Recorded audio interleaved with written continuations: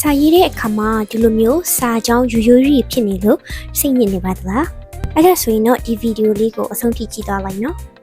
ဥပမာအခုမြင်နေရတဲ့စာသားလေး I am tired so I can't study ဒီစာသားကိုပဲပို့ပြီးတော့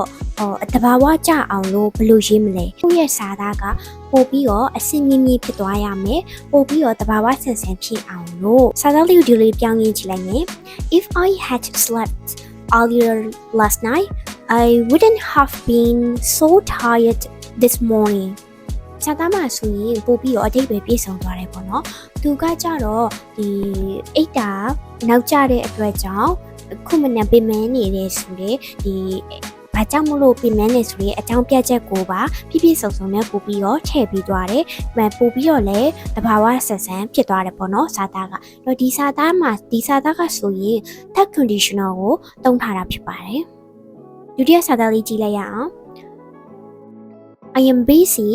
but I want to improve English စာသားကနည်းနည်းရိုးနေတယ်ကိုကဒီစာသားကိုပို့ပြီးတော့အဆင့်မြင့်အောင်ရေးချင်တယ်ဆိုရင်စာသားလေးကိုဒီလိုလေးရေးလိုက်မယ်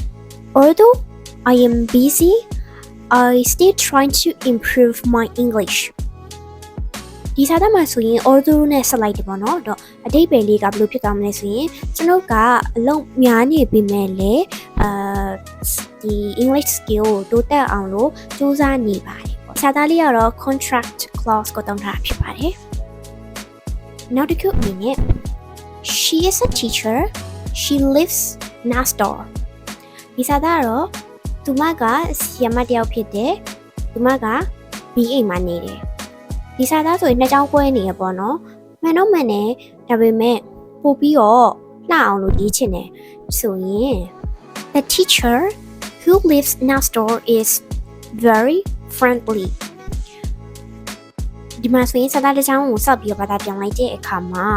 B အိမ်မှာနေတဲ့ဆီယာမကဖော်ရွေတယ်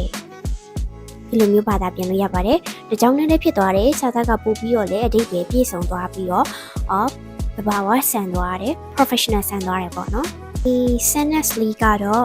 relative clause ကိုသုံးထားတာဖြစ်ပါတယ်။နောက်ဆုံး sentence လေးကိုလေ့လာကြည့်ရအောင်။ He checked the data he sent the email ဒီစာသားကိုဒါကြောင့်လည်းပေါင်းလိုက်မယ်။သူကနှစ်ခုကိုတစ်ခုပြီးမှတစ်ခုလောက်တာမို့လို့after နဲ့ဆက်ပြီးတော့ရေးကြည့်လိုက်မယ်နော် After checking the data he sent the email သူကဒီ data တွေကိုစစ်ဆေးပြီးရနောက်မှာတော့ email ပို့လိုက်တယ် email ပို့ခဲ့တယ်တော့ဒီစာသားကတစ်ခုပြီးမှတစ်ခုဖြစ်တာကိုပို့ပြီးတော့ပေါ်တင်သွားတယ် after လေးနဲ့ဆက်ပြီးတော့သုံးလိုက်တာဖြစ်ပါတယ်ဒါလေးကတော့ time clause ဖြစ်တယ်နော်ခု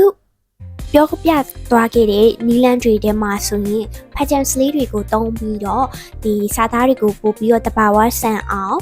ရေးလို့ရတယ်ပို့ပြီးတော့အချိန်ဆက်ရှိသွားတယ်ပေါ့နော်စာသားတွေက professional ဆန်သွားပါတယ်ဒီလိုမျိုးစာသားလေးတွေရေးတတ်ချင်တဲ့ဆိုရင်တော့ဒီချက်က writing patterns video လေးကိုဖွင့်ထားပါတယ်အခုပြောသွားတဲ့ဒီစာသားတွေရေးနည်းအပြင်တခြားသောမျိုးစုံနဲ့အသုံးဝင်နဲ့ပြီးတော့ professional ဆန်မဲ့စာသားတွေအကုန်လုံးကိုvideo class လေးလုပ်ပေးထားပါတယ်အဲအကြောင်းဒီလိုရေးတတ်ချင်ရင်တော့ video class လေးကို join လုပ်ရပါတယ်နော်